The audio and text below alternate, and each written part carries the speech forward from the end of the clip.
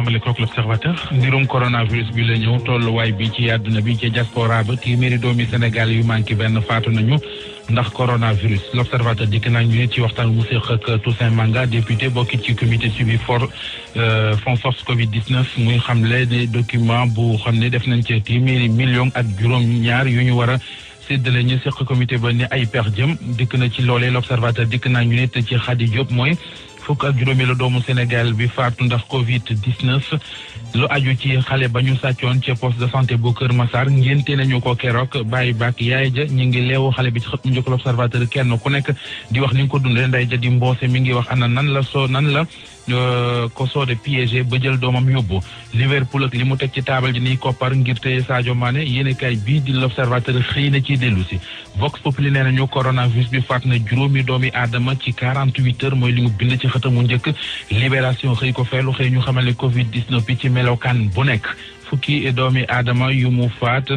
ci benn semaine juróom ya diggante samedi ak dimanche Source A ñëw ak ñun ci étranger bi nga xam ne moom mooy fukk ak juróom-benneel doomu Sénégal bi faatu ca poste bu Mortem ca samedi fa la ñu ko kon détecté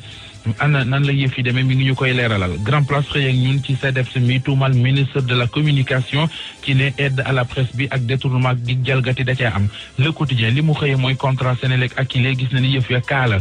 accord bi mu di déggoo gi ak détaillé journal bi mi ngi koy leeralal Les Échos xëyee ñaar Toussaint Manga mi xëy di xamle ne pex jëm amoon na ci li gaaña doon nas loolee kenn du ko weddi xalif général bu Léona Niassène journal bi nee nañu fa mu taxaw jógewu fa nee na kenn mënu koo tere julli juma àjjuma Sud Quotidien di ko ñun ci président Macky Sall mi nga xamante ne ji kon ñu ngi koy xaar kon mu annoncé lu jëm ci ubbi barab yi ñuy jaamoo yàlla mu di les lieux de culte li yéenekaay bii di Sud gis mooy foi contre loi La Tribune di ñun ci bilan bu doy waar ci week-end bi juróom benn doomi aadama sax la wax moom la ñoo faatu ci diirub 48 heures enquête yéen a kay ñëw ak ñun ci ñiy faatu ndax coronavirus kaa yeeg ni muy gën di yokkee nee na daal xëy na mënees naa wékk yaakaar ci ne bu jógee fii dootu fa dellu mooy li ñu naan pic Soleil national di ñun ci xeex bi ñuy xeex coronavirus nee na organisation des Nations Unies jàppale na Sénégal ci plan lu toll ci 120 milliards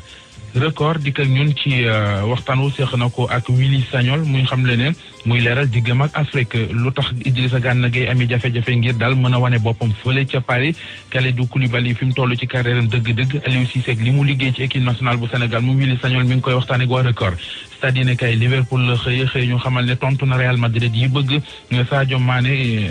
ñëw football ci ñoom ci gàttal daal waa Liverpool defal nañu Sadio Mané contrat à vie ndax la ñu koy fay dana jafe ab club di ko fay sunu lamb ñëw ak ñun ci départu Aliou Sarr prolongation bu saison bi nee na Matar Ba ministre des sports mu ñu ci doon déglu ba léegi kon waxu ci lu leer maanaam joxewu ci takk bu wér sëñ Fall. jërëjëf.